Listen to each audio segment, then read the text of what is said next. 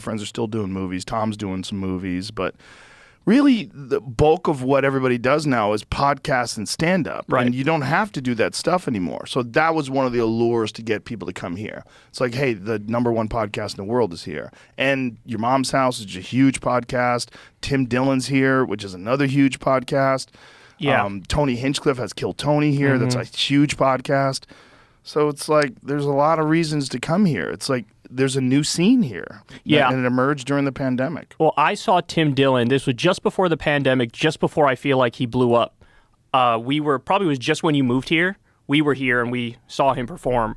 And I remember looking at Corin and saying, this guy's going to be big. He's going to be huge. Because he's already getting way bigger. He's selling out theaters now, but he's going to be one of the biggest comics. Well, he's pretty close to one of the biggest comics in the world right now. It's one of those things where his potential is massive. Well, that's, like what's the black comedian's name from last night? What's his name? Brian Simpson? He was phenomenal. Yeah, and I feel like he needs to get his due, and he's going to get his due. He is, because he was really funny. And I'd only seen him maybe once before or something, but I feel like he's undervalued. He's still getting better. He's coming into his own. Like in just the time that I've known him, he's got quite a bit better.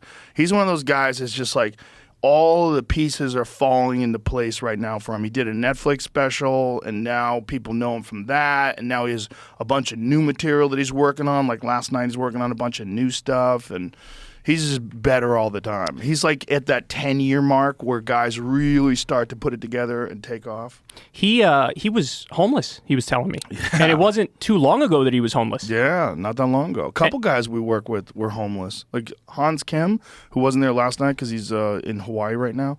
But Hans Kim was homeless just a year ago. And Jesus then Christ. A few months later, he's doing arenas with me.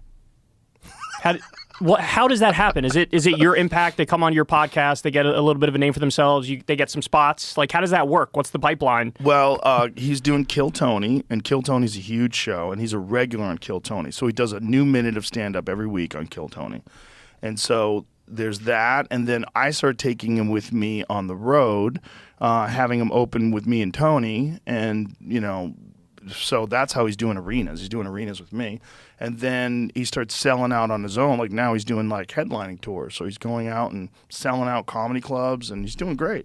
What an amazing story. I wonder like how many people out there are kind of similar in that they would be hilarious if given the opportunity, but they never really step on stage, or things in life don't quite come together and they're stuck at their 9 to 5 or whatever. It really makes you think, like, what percentage of people can do this if given the opportunity and if getting on stage? You think so? Yeah, there's the funniest guy that I ever met never did stand-up.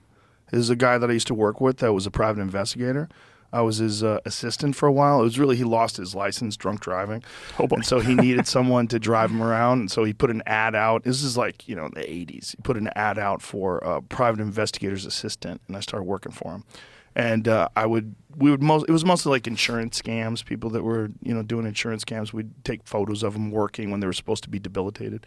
And he was funnier than anybody I'd ever met. Wow. He was so fucking funny. And what's crazy is his cousin owned a comedy club. His cousin was one of the owners of the Comedy Connection, this guy Bill Downs.